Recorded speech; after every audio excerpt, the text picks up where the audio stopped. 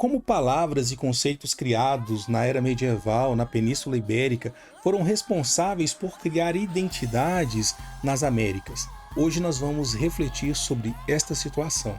Mas desde já, deixe aqui seu like, curta e compartilhe, se inscreva no canal e vem comigo caçar mais esta história.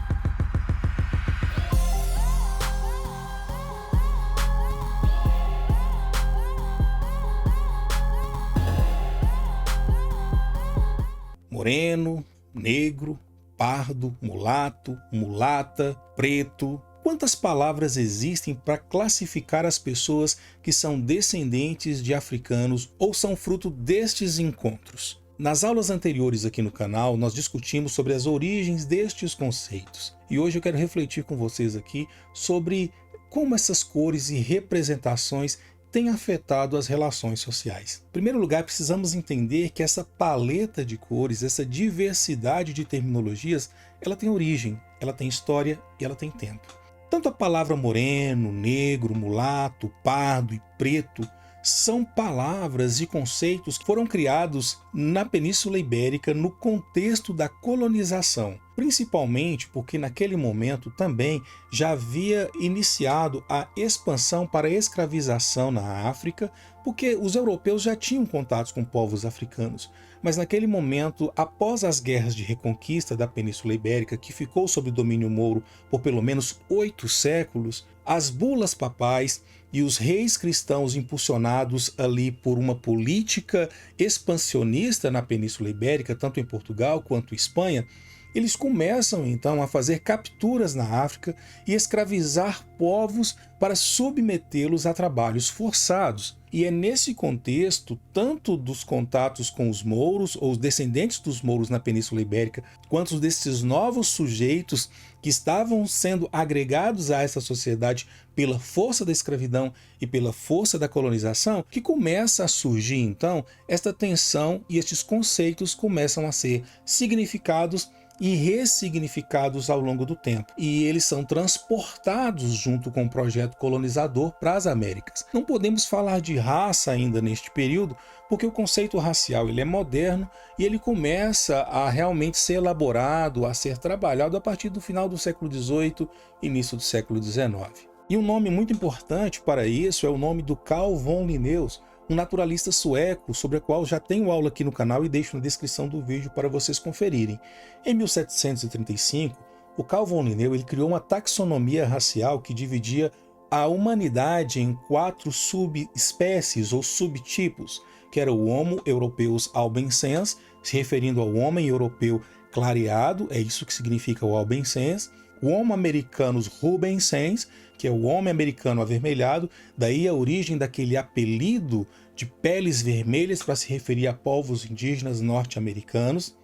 Também criou a outra classificação de Homo asiáticos fuscos, ou homem asiático fosco, se referindo aos povos do Oriente, e também o conceito de Homo africanus niger, se referindo literalmente aos povos africanos, principalmente os povos da região subsaariana. E essas categorias elas começaram a influenciar as ideias sobre raça e identidade também nas colônias ibéricas.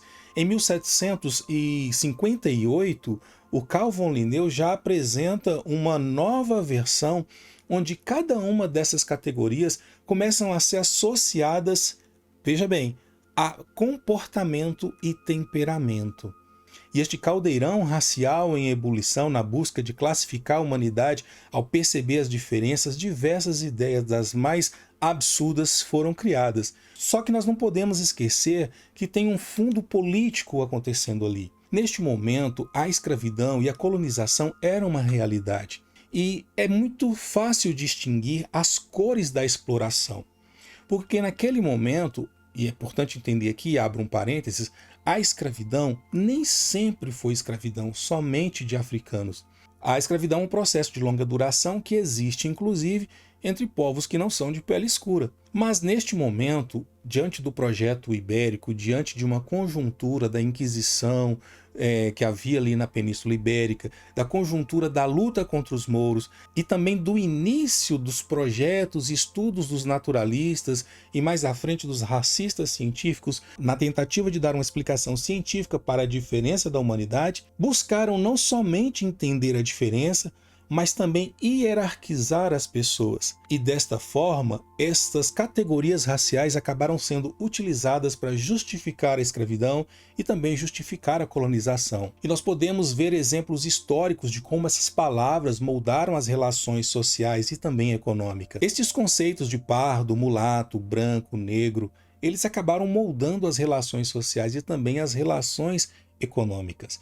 Nós podemos entender, por exemplo, que a palavra mulato, que nasce de uma ideia de hibridismo, que realmente vem de mulos, que mulos é uma palavra em latim que significava animal híbrido, mas se referindo, como disse Covarrubias no dicionário mais antigo em castelhano que existe, que havia o muleto, que era na verdade o mulo jovem, esse híbrido infértil jovem. É importante entender que esta categorização ela é uma espécie de insulto colonial naquele momento, se referindo a pessoas de origem, porque tem a ver com a linhagem, filha de uma pessoa branca com uma pessoa que tem uma origem africana. Da mesma forma como foi com o pardo, e você encontra aqui na minha aula que eu descrevo sobre essa situação, que é também fruto deste encontro, mas o pardo tem um viés de degeneração também.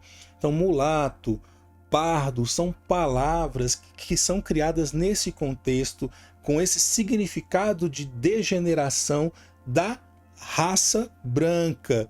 Não exatamente da raça branca, mas das pessoas europeias, uma degeneração desses encontros de linhagem.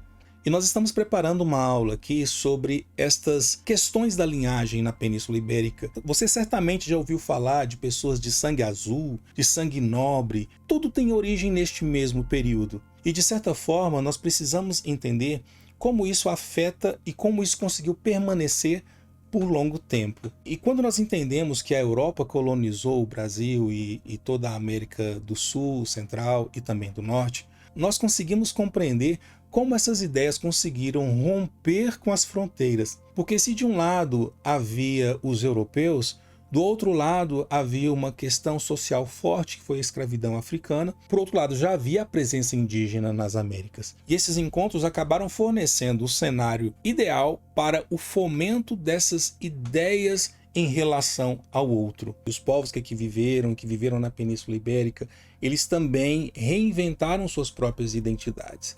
A identidade mulato, a identidade de pardo, a identidade de negro, também a identidade de branco. Da mesma forma, a identidade de indígena. Mas é extremamente complexo fazer caber todas as diversidades num conceito que, na verdade, limita toda a diversidade que cada grupo humano tem. Existe, então, uma necessidade de compreender como essas coisas foram criadas, como esses conceitos chegaram até nós e de que forma eles nos afetam e afetam a sociedade e o mundo que nós vivemos. Porque, na verdade, existe uma emergência e sempre existiu uma emergência de resistência e de luta por igualdade. E igualdade aqui é interessante pensar, porque neste momento, na Península Ibérica principalmente, nesse projeto expansionista, nesse projeto de colonização de identidades, colonização cultural, foi balizado justamente pela desigualdade, porque o que atraía, o que tornou passivo de estudos foi justamente sobre a desigualdade, só que não ficou apenas nisso. As classificações raciais elas foram as mais absurdas possíveis, até afirmar que pessoas negras eram inferiores intelectualmente. E sobre isso eu tenho uma aula que eu também deixo aqui na descrição do vídeo. A mudança de significados ao longo do tempo, de negro, de preto, de pardo, de mulato, tudo isso interfere. Para vocês terem uma ideia, a palavra nigger hoje nos Estados Unidos é considerada uma palavra extremamente ofensiva pela comunidade negra. Mas esta palavra ela foi utilizada pela própria comunidade para se autorreferenciar também, mas também sendo referenciada pelos outros até o início do século XX. Porém, um novo entendimento foi necessário para hoje eles compreenderem que a melhor palavra para utilizar, no caso deles, é a palavra black. Então podemos entender que as terminologias elas refletiram e influenciaram movimentos sociais e políticos, inclusive como movimentos dos direitos civis. O curioso é pensar que tudo isso acontece por uma classificação de paleta de cores. Mas será que o grande problema realmente é a paleta de cores? Não é a paleta de cores, mas o que essas cores passaram a identificar. E esse processo que aconteceu é importante conhecer como ele foi feito. A identidade nas sociedades ibéricas elas foram construídas dentro de um contexto de luta, de retomada do território contra mouros africanos, e a partir daí inicia-se um projeto ou um processo de caça aos mouros, né, de vingança quase, com relação aos povos mouros, que aí tanto Portugal quanto Espanha vão embarcar nesse processo. Só que é muito mais do que uma expansão territorial, era também uma colonização de ideias. E por isso é importante nós entendermos como esses conceitos chegaram até nós e estão até hoje. E esses conceitos que existem entre 4 e 5 séculos, eles são hoje mais do que palavras, e eles acabam categorizando e definindo a diversidade dos povos, a nossa diversidade. Quando eu trago aqui para o nosso canal as aulas sobre as origens destes conceitos de pardo, moreno, de pessoas brancas, de mulato, de preto, que é o novo vídeo que nós estamos produzindo, nós queremos, na verdade, não é falar sobre história de cores, mas sobre a história de conceitos, conceitos que moldam identidades e que acabam interferindo na maneira como essa sociedade se percebe e percebe os seus próprios membros. A importância de compreender essas cores, esses conceitos na história, é necessário para nós pensarmos um futuro mais inclusivo. Como nós podemos contribuir para uma sociedade que celebra a diversidade em todas as suas cores? O grande pensador W.E.B. Du Bois ele afirmou que o grande problema do século XX seria o da fronteira de cor. Ele não estava enganado, principalmente quando considerando a história que foi construída por cientistas brancos europeus, por naturalistas brancos europeus, dentro de um conceito socio-religioso de uma raça amaldiçoada, que é o caso da história da maldição de Cã, que eu também deixo aqui na descrição do vídeo para que vocês possam estudar sobre isto. Ou seja, houve um cenário complexo e completo para que pessoas africanas fossem de alguma forma discriminadas e categorizadas. Mas não somente os povos africanos, isso também foi feito com povos indígenas, foi feito com povos asiáticos. Então, é importante nós entendermos a origem desses conceitos para que possamos compreender melhor como é a nossa sociedade de hoje. E esta é a função da história. Como disse um sábio historiador, é função do historiador lembrar a sociedade daquilo que ela quer esquecer. E não se esqueça, tudo tem história. Tudo é história. Todos têm história. A África, os africanos e todos os seus filhos espalhados ao redor do mundo têm muita história e eu vim aqui contá-la para você.